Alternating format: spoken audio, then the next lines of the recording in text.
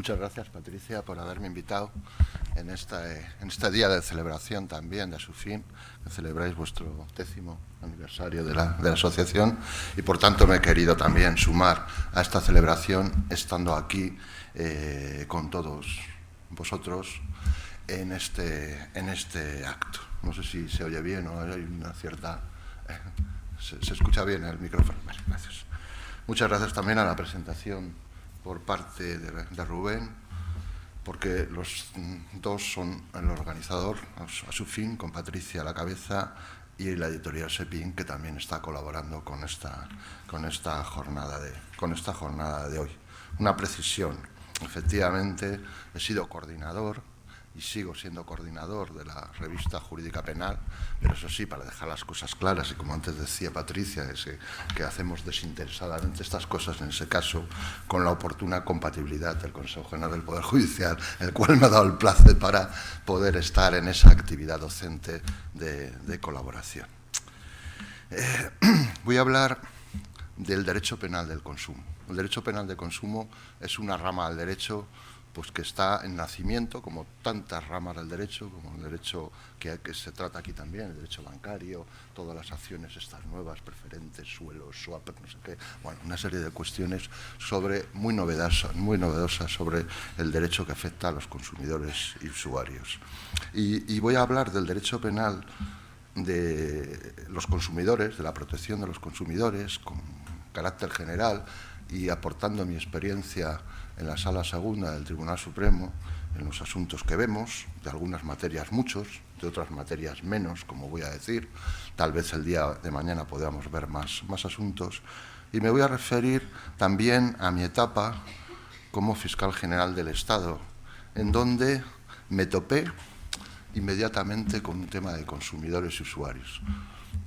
Yo fui nombrado, tomé posesión concretamente el 12 de diciembre del año 2017, había jurado en la Zarzuela el día anterior y no llevaba ni un mes en el cargo, en donde me había promovido por el triste fallecimiento de mi antecesor, de José Manuel Maza, que siempre recordamos todos pues, con tristeza, ¿no?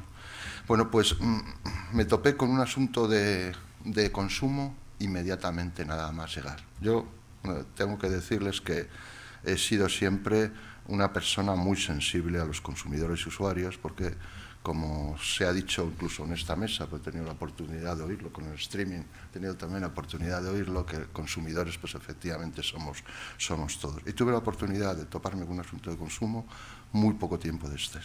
Lo vais, si me permitís el tratamiento, lo vais a recordar enseguida. Era el día de Reyes del año pasado, pero no la noche de Reyes, sino el día siguiente, la noche del 6 de la nevada, la noche del 6 de enero del año 2018. Estaba cayendo una nevada impresionante, la gente regresaba a sus hogares, fundamentalmente de las vacaciones de Navidad, y volvían, después de Reyes, volvían hacia Madrid.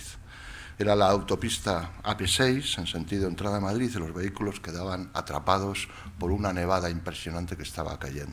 Yo recuerdo que, aunque no sufrí personalmente ese tema, sí que en parte mi hijo mayor lo sufrió un poquito, pero bueno, no quedaron atrapados. Pero hubo miles de usuarios que quedaron atrapados en la vía, en la AP6. Entraban los coches a sabiendas, de alguna manera, que no se ponían controles por parte de la concesionaria de la autopista, puesto que la concesionaria sabía, o debía saberlo, que no tenía los medios suficientes como para poder limpiar la vía, y en todo caso nos avisaba.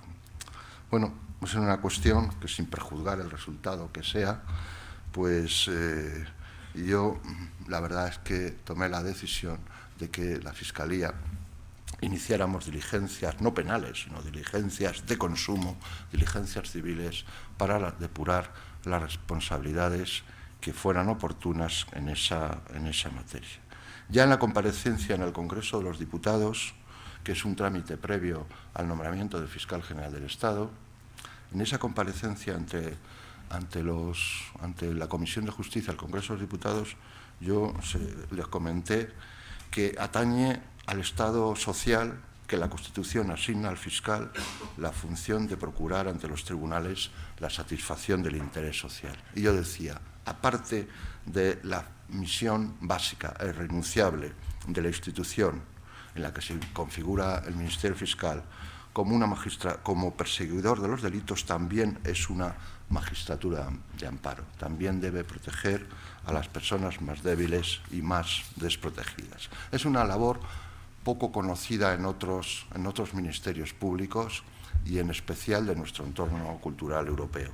Pero en España tiene la particularidad de que el Ministerio Fiscal tiene la faceta de defender a los colectivos más desfavorecidos, menores, extranjeros, personas en exclusión social, discapacitados, etcétera, en las que actúa el fiscal. Y yo creo que en esa faceta tenía que actuar sobre los consumidores y usuarios, de los que se había adquirido una nueva dimensión, además, a partir del año 2014, entre otras cuestiones, como voy a decir después, porque se amplía considerablemente la legitimación activa del fiscal en esta materia. Y bien, se ordenaron las diligencias correspondientes. Tuve una segunda comparecencia parlamentaria. Recuerdo que fue el día 7 de marzo del año 2018, volví a comparecer ante la Comisión de Justicia del Congreso de los Diputados y ya ahí les dije a los diputados que estábamos elaborando un texto para fomentar las acciones colectivas de la Fiscalía. Que la Fiscalía, por un lado, tiene que defender intereses algo más de lo personal y que debe centrar la protección en los supuestos de especial vulnerabilidad. La Fiscalía, por otro lado, no debe ir más lejos, debe defender actuaciones colectivas, actuaciones generales, actuaciones que vayan en la satisfacción del interés social, pero no debe defender, por tesis general, intereses particulares privados que son más propios de ser defendidos en otros ámbitos jurídicos, como los propios despachos de abogados o la canalización a través de las asociaciones correspondientes de consumidores. Y con esas líneas llegó el 1 de junio del año 2018. Yo dicté 3 circulares en mi corta etapa como fiscal general, 3 circulares, y una de ellas, la 2/2018, la dediqué precisamente a las nuevas directrices en materia de protección jurídica de los derechos de los consumidores y usuarios. Y antes de entrar a hablar más a fondo de la protección penal de los consumidores, sí que quería darles de alguna manera algunas nociones sobre esta circular. Mire, la materia de consumidores y usuarios su estatuto podríamos calificarse de complejo y esencialmente dinámico. La complejidad radica de las fuentes que tiene. Son multitud las fuentes que tiene la materia de consumos y lo movemos aquí porque tiene normas comunitarias, tiene normas estatales, hay normas autonómicas, hay normas incluso locales, hay de todas las normas que se pueda uno imaginar, de tal manera que es difícil estar al día en esta materia. Yo a veces suelo comentar lo difícil que es la labor, muchas veces o siempre, de los despachos profesionales de abogados, que con la capacidad que tenemos, con las herramientas que tenemos de recuperar información, inimaginable hace unos años que pudiéramos tener la capacidad de recuperar la información de toda clase de sentencias, resoluciones, de leyes, de demás, y a pesar de todo, qué difícil nos es estar al día o llegar a establecer primero, a conseguir la norma aplicable y después su interpretación. Pues bien, estas normas se ven desde la evolución desde el año 84, nuestra primera ley de consumidores y usuarios, hasta el texto refundido del año 2007 sobre esta materia. Son tantos en la diversidad de productos, servicios, el perfil de los potenciales consumidores, las tecnologías y demás, que era necesario establecer por parte de la Fiscalía una refundición de cuál era la protección jurídica de los consumidores y de los usuarios. Protección que nos marcaba directamente la Constitución española.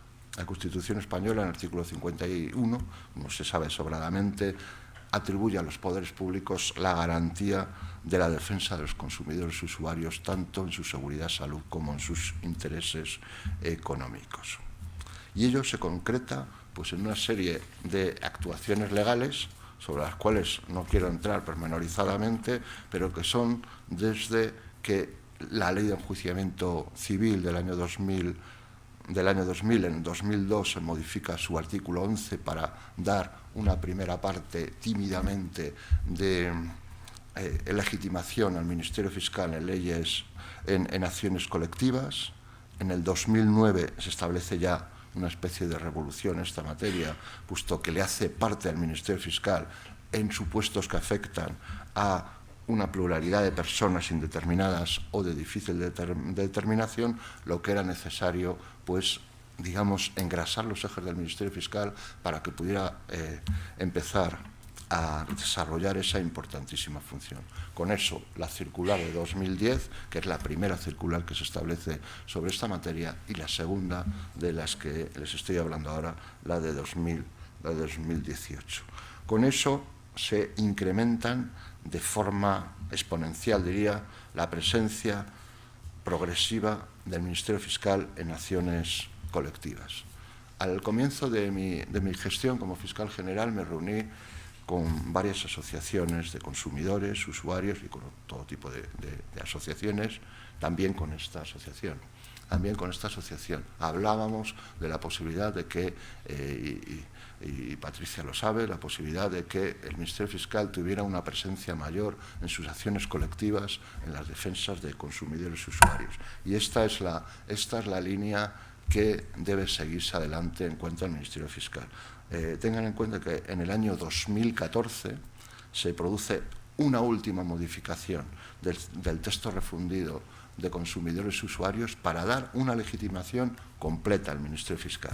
Dice así: el Ministerio Fiscal estará legitimado para ejercitar cualquier acción en defensa de los intereses de los consumidores y usuarios. Cualquier acción. Se veía así la posibilidad del ejercicio tanto de acciones colectivas como de acciones individuales. Por ello, era necesario el establecer una modulación en esta materia, puesto que había que guiarse por prioridades. De ahí nace lo que podemos llamar el fiscal de consumo. El fiscal de consumo está ya establecido en las fiscalías, lo que pasa es que no tiene hoy por hoy una regulación específica como fiscalía especializada. En la circular 2/2010 de la Fiscalía se dice: en aquellas fiscalías que lo precisen habrá un fiscal de consumo que estará adscrito a las unidades civiles de las fiscalías y que tendrá su registro, seguimiento y, en definitiva, el encauzar todas las actuaciones de la Fiscalía en materia de consumo.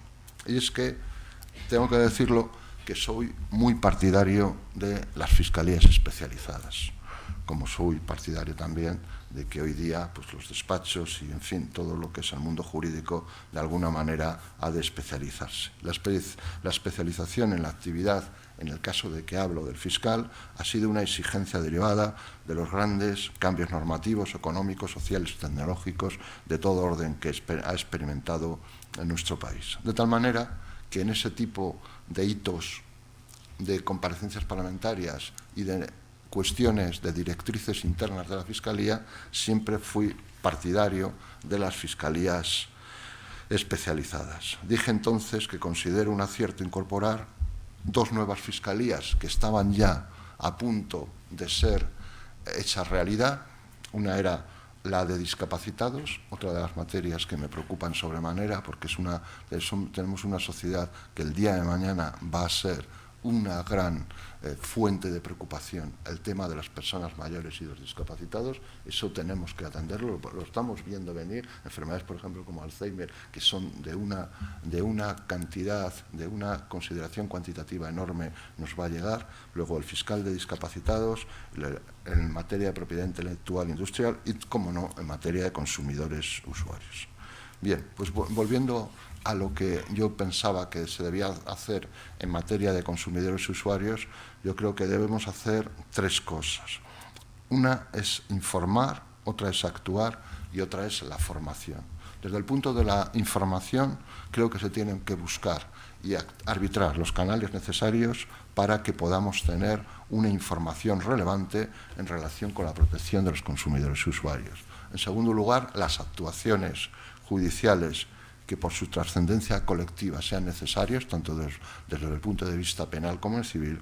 Y después es muy importante la formación, tanto la formación dentro de los colectivos como ayudar a la formación jurídica de los técnicos de consumo vinculados a las administraciones públicas. Esas son las líneas generales de esta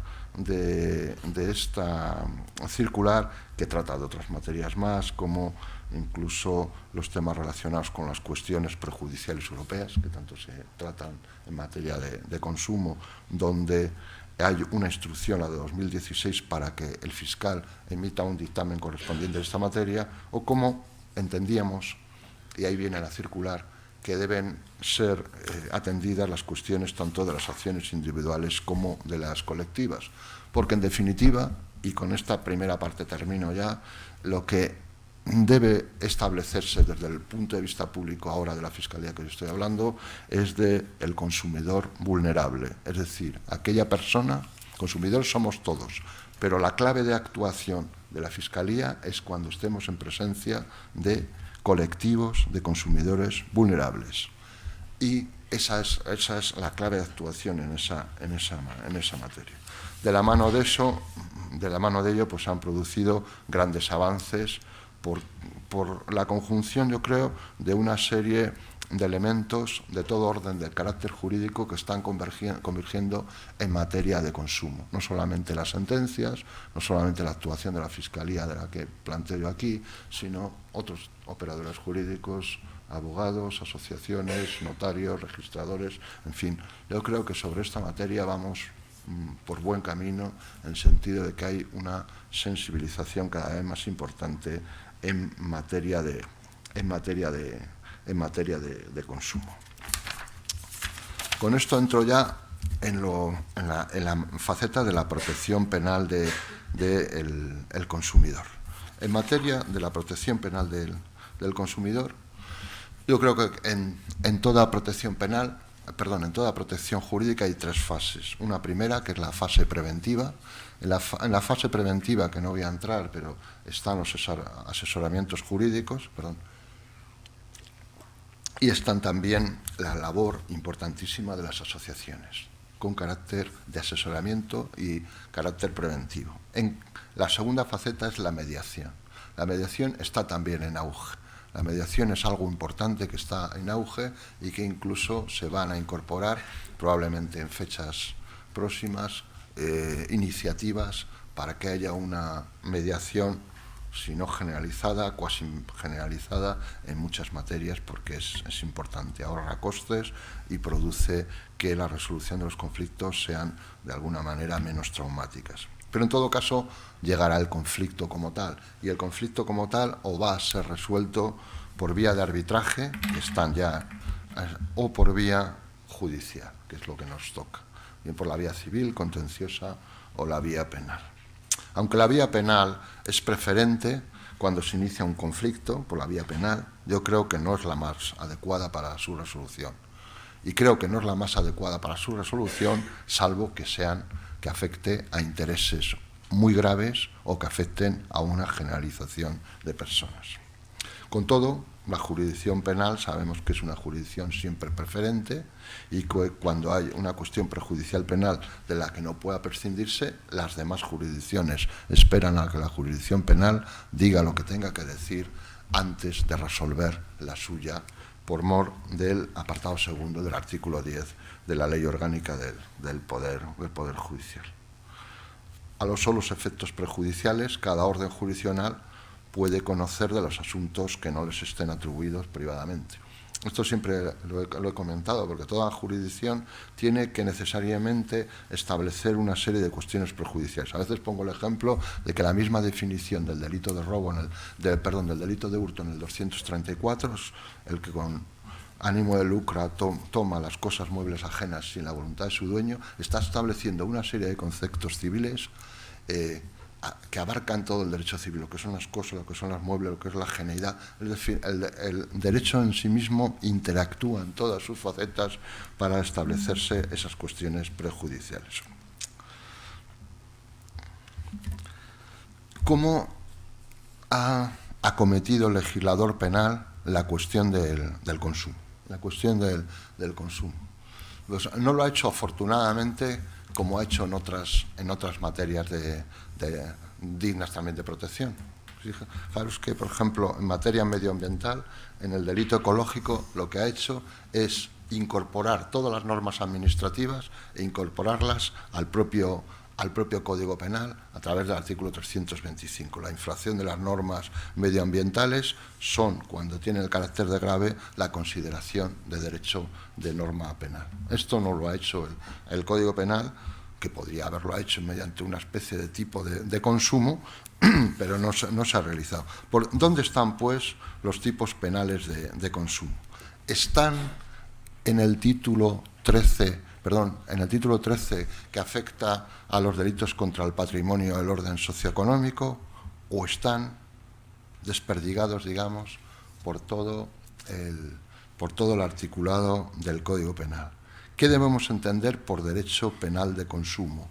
El que protege a los consumidores, es decir, los delitos cometidos contra los consumidores, o también los delitos cometidos por los consumidores, que también hay delitos cometidos por los consumidores, como por ejemplo las estafas en centros penitenciarios, etcétera, en centros comerciales, etcétera, ¿no?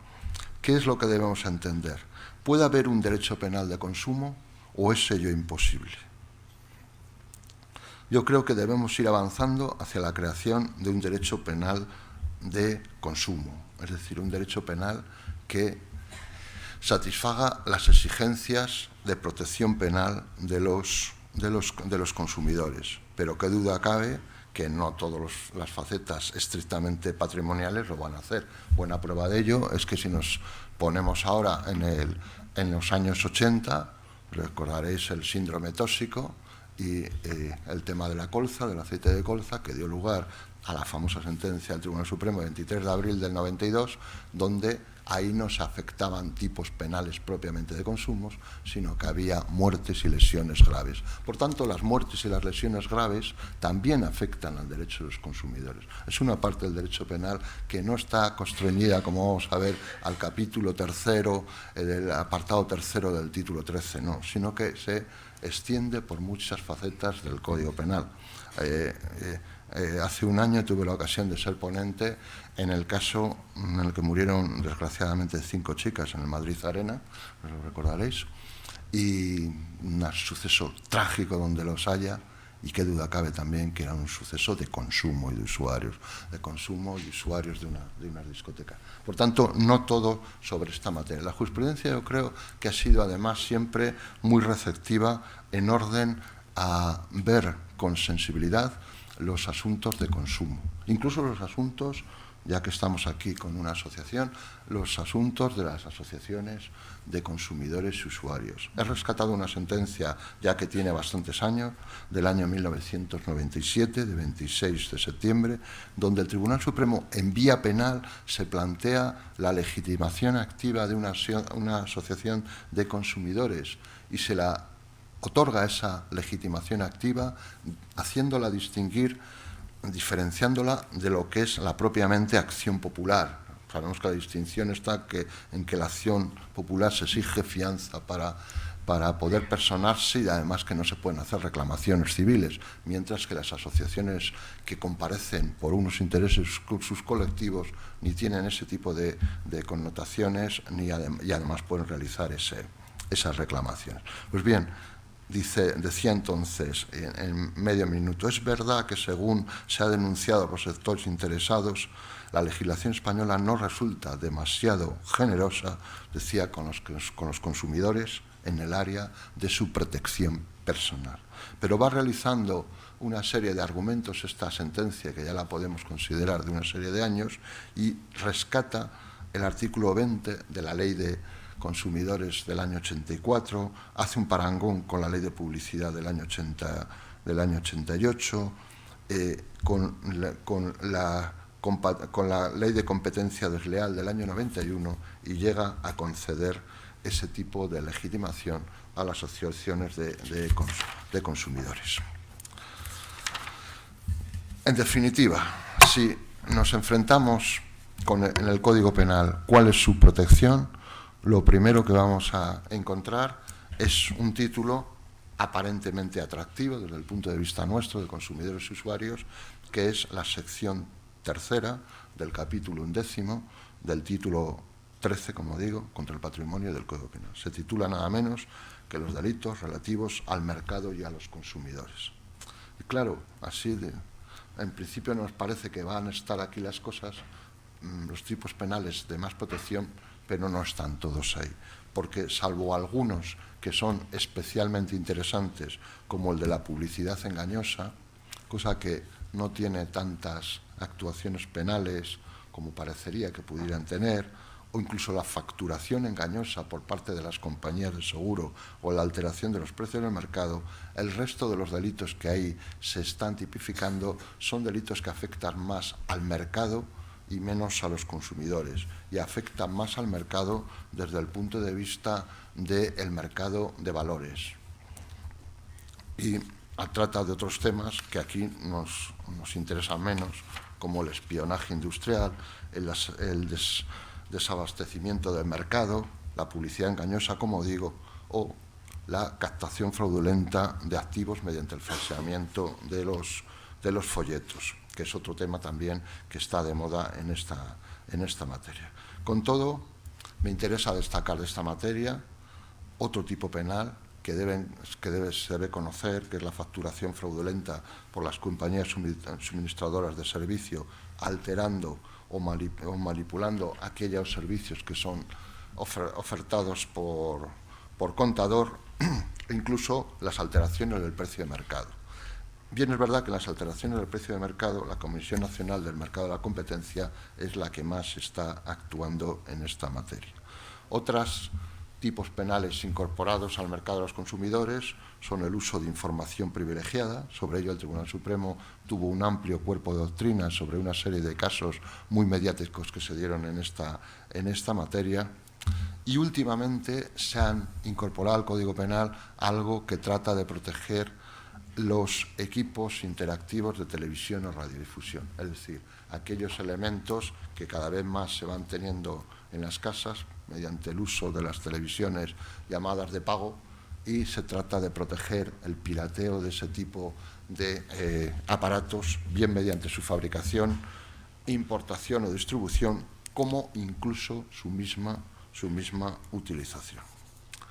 En materia de disposiciones comunes, se establece la denuncia a instancia de parte, que yo creo que debía ser una denuncia, o sea, exigir que fueran perseguibles de oficio, porque incluso la ley yo la veo incoherente cuando dice no será precisa la denuncia exigida en el apartado anterior cuando el delito afecta a los intereses generales o a una pluralidad de personas, porque me parece que cuando afecta al mercado, a los consumidores, está afectando a una pluralidad de personas en sí mismo. Y se incorpora también la novedosa responsabilidad de las personas jurídicas para estos delitos, que yo creo que el día de mañana en estos delitos va a dar mucho juego sobre esta materia.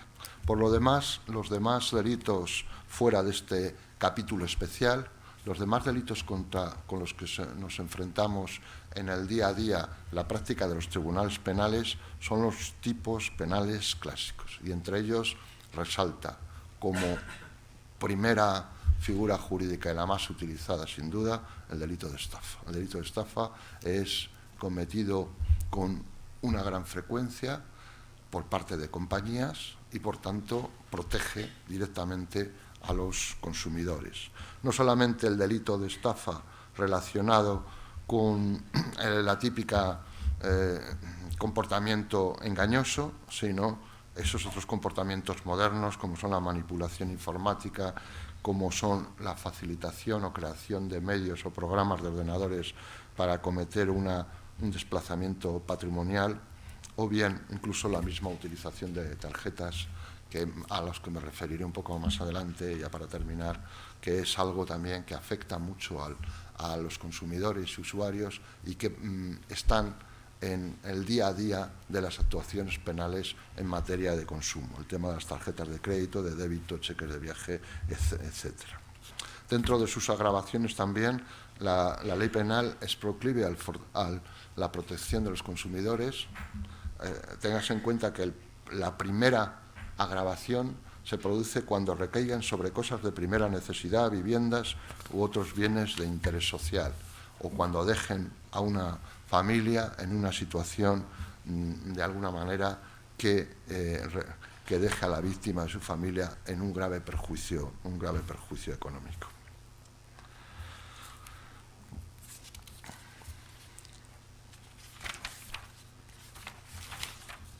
El segundo aspecto que tengo que señalar, otro de los delitos que nos enfrentamos continuamente en materia de consumidores, es el tema de la apropiación indebida y la administración desleal. La apropiación indebida, se penalizan ahí los comportamientos más paradigmáticos de las personas que están entregando cantidades y que el que se lo recibe se queda con ello y está realizando un ilícito penal en esta materia.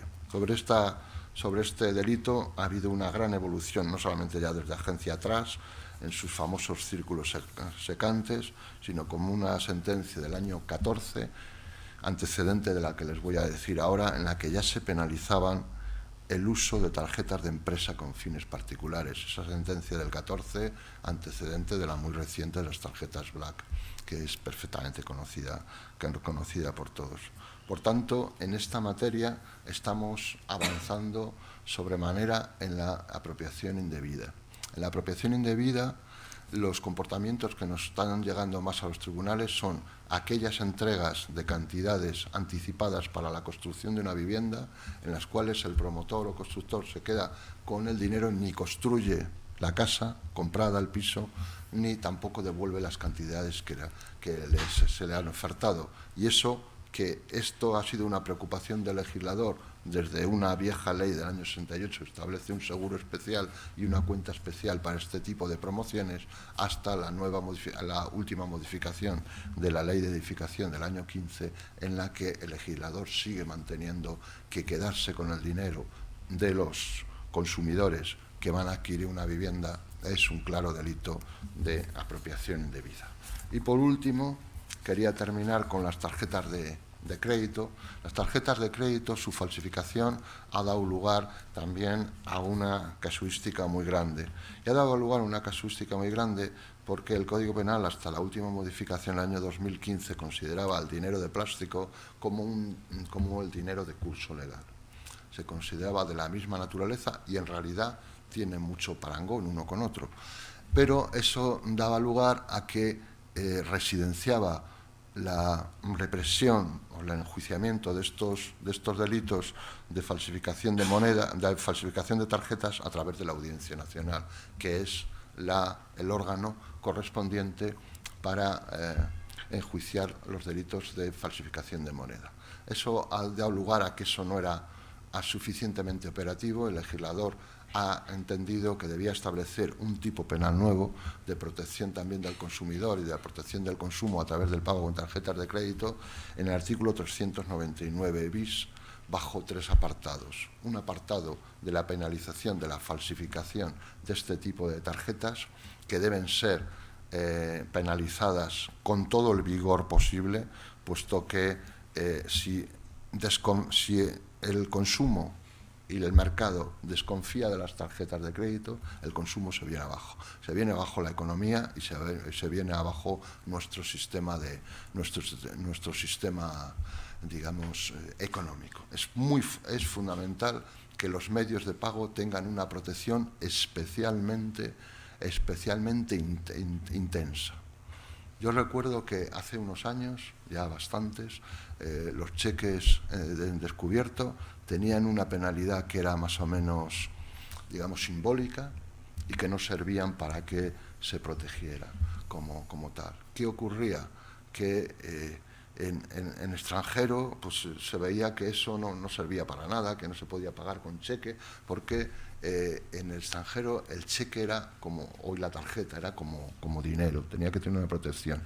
De tal manera que cuando un medio de pago no tiene una protección como si fuera, no digo como que sea dinero, sino como si fuera dinero, no puede tener, por consiguiente, yo creo, una virtualidad protectora para el mercado y para el consumo. Por eso, el artículo 399 bis del Código Penal penaliza, y con una pena de consideración, la falsificación de las monedas, la falsificación de las tarjetas de crédito, la tenencia con destino a distribución de tráfico, y lo único que realiza de alguna manera dar lugar a una interpretación que ha dado lugar a que los tribunales establezcan alguna puntualización sobre el caso es el párrafo tercero, en el que el uso en perjuicio de otro de una tarjeta de crédito queda equiparado a una estafa, de tal manera que cuando concurra ese caso se producirá un concurso de normas y que se penalizará por la alternatividad a través del 399 bis. Pero con esto termino ya, pero sí que quería dejar de manifiesto que dentro de la protección de los consumidores también hay que proteger los medios de pago por los que se establece el consumo de cada día, porque esos son fuente de satisfacción y de la normalidad en el consumo y, por tanto, base de la economía nacional en esta materia. Muchas gracias por su atención.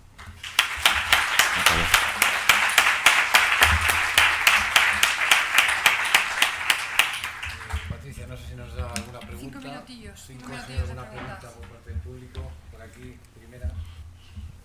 Sí, buenas tardes. Muchas gracias por su ponencia. Mi pregunta va en el sentido de su opinión en una materia de lege ferenda. En Francia, en la reforma del año 2014 del Código de Consumidores, allí, digamos, la norma penal no la tienen codificada con la taxatividad que nosotros tenemos en nuestro ordenamiento, en el Código Penal, y ellos introducen en el Código de Consumidores norma penal y han introducido el delito castigado con hasta 2 años de prisión por el fraude consistente en la obsolescencia tecnológica programada, es decir, entendida por tal como la reducción de la vida útil del producto a sabiendas de que podría durar más. Me gustaría saber su opinión al respecto. Pues yo creo que si eso está hecho de forma consciente, podríamos entrar en una penalización, tal vez sobre una estafa, pero lo dejo ahí apuntado nada más. Lo dejo, podría ser si el fabricante como tal sabe que ese producto va a durar muy poco tiempo y ni siquiera lo anuncia como tal, porque partimos de que no lo anuncia, no dice nada sobre ello, obviamente, no dice este producto le va a durar, sino que le vende como un producto que va a tener una proyección temporal mucho más grande, pero en realidad él sabe que le va a durar al consumidor menos, o que incluso esté programado para que dure menos, que también hay casos de eso, esté programado para que dure menos, pues yo creo que me parece que puede engañarse al consumidor en esa materia. Por ahí al fondo.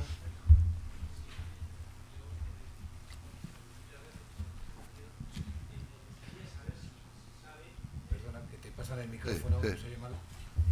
Actualmente, como ¿cuántos fiscales autonómicos de consumo hay nombrados? Porque yo creo que hay muchas comunidades autónomas que no tienen. Bueno, vamos a ver, es que fiscales de consumo como tal no existen, sino lo que existe es como una especie de fiscal que el fiscal jefe le dice: tú vas a llevar los temas de consumo. Eso es lo que dice la circular de 2010.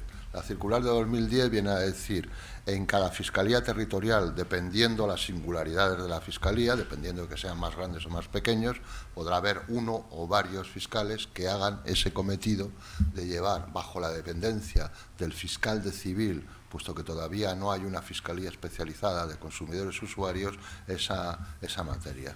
Y normalmente en cada fiscalía suele haber uno como mínimo, y en las fiscalías grandes más, pero cifras exactas no puedo dar en este momento.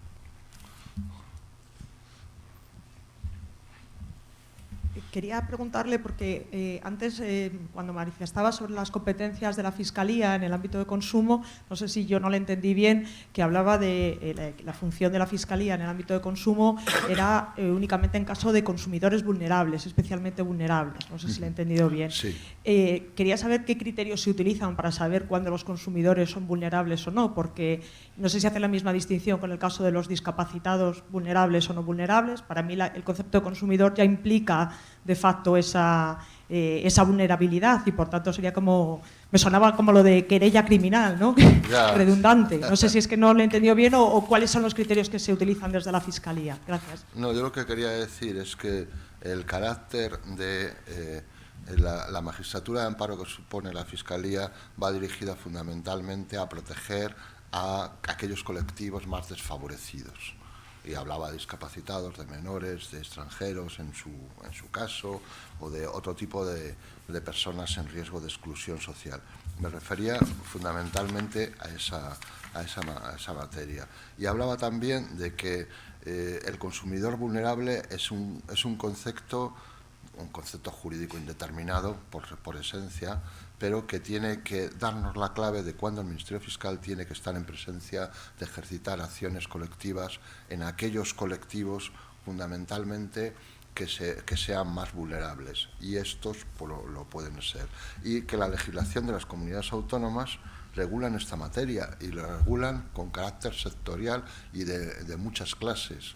Por ejemplo, unas niños y adolescentes, otras personas con discapacidad, otras grupos de mayores, otras situaciones económicas, sociales desfavorecidas, otros incluso regulándola como inmigrantes, víctimas de violencia de género. Las Islas Baleares consideran turistas, o sea, los turistas como un grupo de consumo desfavorecido en esa materia. Es un concepto jurídico indeterminado, en definitiva, y es difícil acuñar, digamos, una definición concreta al caso. Pero que la clave de la actuación, desde mi punto de vista, la Fiscalía tiene que ser a colectivos desfavorecidos, al consumidor vulnerable, a las acciones colectivas, y en cuanto a las acciones individuales, que también pueden ejercitarlas, ha de tomarse en consideración cuál es la razón de esa intervención, porque normalmente la Fiscalía no está para defender intereses de consumidores individuales si no tienen la consideración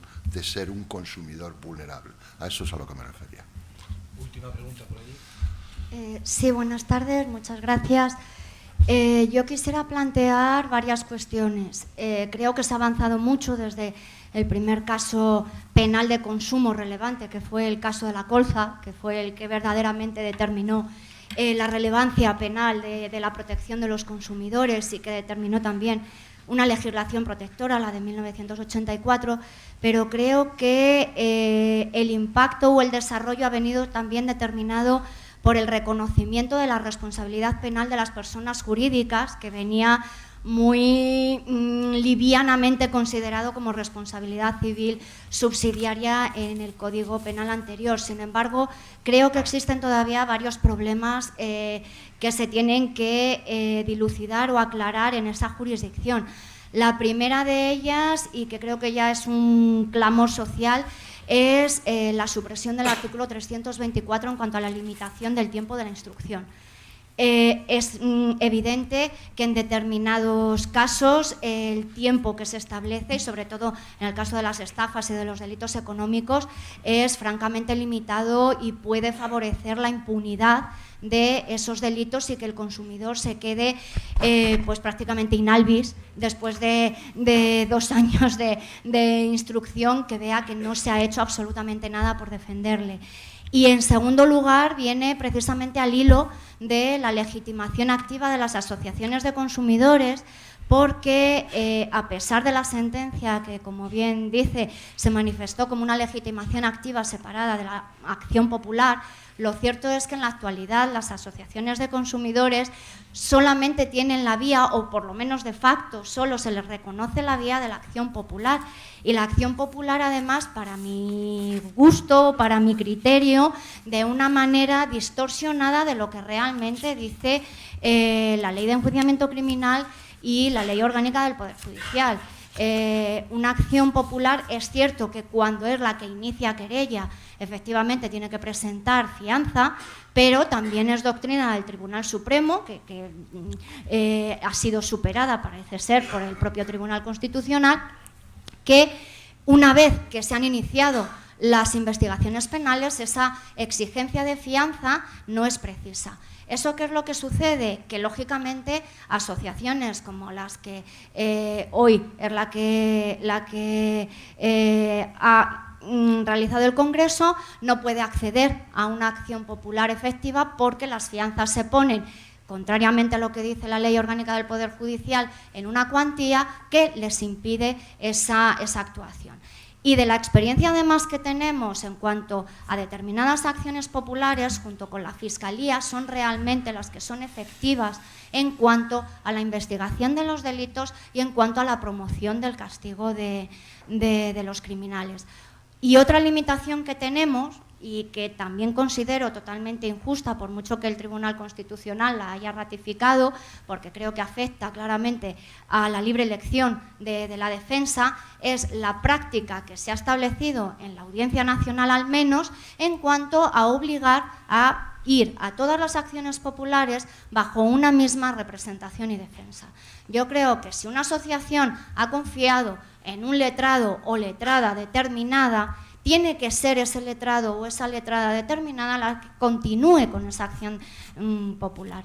Y no se puede limitar ese derecho bajo condiciones de posibles ineficiencias o de que van todas juntas de la mano, porque además no es así y la experiencia nos dice que cada asociación lleva un tipo de acusación y un tipo de dirección completamente distinta. Nada más. Vale. Muchas gracias.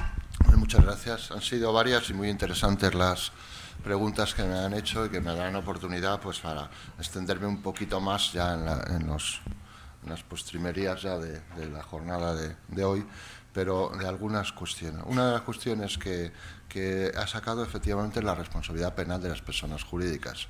Está hoy, como ya he dicho, dentro del Código Penal para los temas de consumo, de mercado y consumidores, y yo creo que por ahí va a dar mucho juego en ese capítulo 11 del título 13, y por otro lado también está en algunos otros delitos ya, digamos, con más sectoriales que he dicho, como por ejemplo en la estafa o en otro tipo de delitos de esta naturaleza.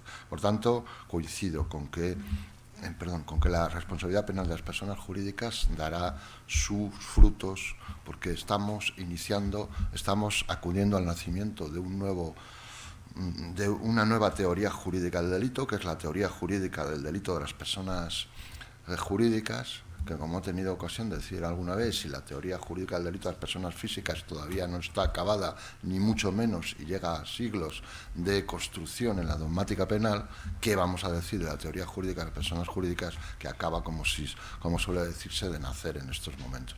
Yo creo que eso es una vía abierta que para la defensa de estos intereses colectivos son muy importantes. También son muy importantes para la defensa de los intereses colectivos, como se ha dicho, las acusaciones populares stricto sensu o las asociaciones de consumidores y usuarios, porque además yo creo que esa es la faceta adecuada y donde cobra sentido, si se me permite, la acción popular.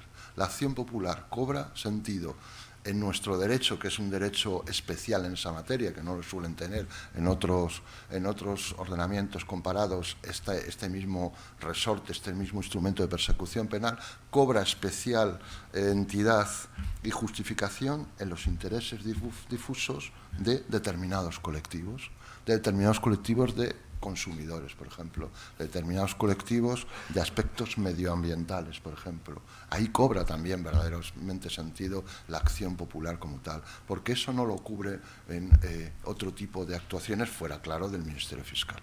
Sin embargo, en otros aspectos la acción popular tiene menos justificación. Seguramente estemos todos de acuerdo sobre esta materia. Sobre materia de legitimación de asociaciones, bueno, está clara desde el punto de vista civil el artículo 24 de la ley del texto refundido de consumidores y de la ley de enjuiciamiento civil, con las asociaciones de consumidores y usuarios constituidas son las únicas legitimadas, artículo 24, para actuar en nombre y representación de los intereses generales de los consumidores y usuarios. Dice, y las que no tengan esta Constitución solamente pueden representar los intereses de sus asociados. Nada más es lo que dice. Eso por un lado, en cuanto a asociación de consumidores, ya la cuantía o no de las fianzas y eso, pues no voy a entrar sobre esta cuestión, o sobre si vía artículo 13 de la Ley de Enjuiciamiento Criminal, pues se les obliga a litigar a todas ellas bajo una sola defensa y representación cuando están defendiendo intereses comunes. Aunque cuando defienden intereses comunes tiene un sentido también lógico que el proceso trate de ser manejable, y si aquellas asociaciones o aquellas partes acusadoras que están defendiendo unos mismos intereses, lo lógico es que por mor de la economía procesal se vayan agrupando a través de una sola defensa y representación si tienen intereses comunes. En otro aspecto que se ha sacado aquí, que es especialmente interesante, es el tema también del consumo como tal y de la protección penal del consumo. Mire, el Tribunal Supremo hasta ahora estaba viendo una tercera parte más o menos del Código Penal. ¿Por qué estaba viendo una tercera parte del Código Penal? Pues porque el acceso a la casación solo se producía en los delitos muy graves que eran vistos por las audiencias provinciales y que, por otro lado, tampoco teníamos una segunda instancia generalizada. Tras la Ley 41/2015 se tiene una segunda instancia generalizada y, por tanto, el Tribunal Supremo puede dedicarse a su función nomofiláctica, que es la de interpretar y dar claridad al sistema jurídico. Es decir, dar claridad a la seguridad jurídica. Y eso también me parece muy interesante el señalarlo, porque hemos tenido, después de este 2015, algunos procesos que del juzgado penal a la audiencia antes no tenían ningún tipo de resorte de acceso a la casación y que ahora por interés casacional lo van a tener. Y van a tenerlo bajo la faceta de seguridad jurídica como tal. ¿Y qué es seguridad jurídica? Pues que en un despacho se sepa lo que se dice a través de un asunto de pleno, que tal cosa es delito o no es delito, y nos da seguridad jurídica a todo. Tuvimos un caso paradigmático de si conducir sin permiso de conducción en un coche, unas audiencias provinciales lo consideraban delito y otras no lo consideraban delito como tal. Qué menos que realizar una función de seguridad jurídica y decir este delito es el mismo en Alicante, en Córdoba o en Valladolid, que parece que no sea un delito en una cosa o en otra cosa. Y en definitiva, coincido en algunas cosas y gracias por la pregunta que me ha hecho.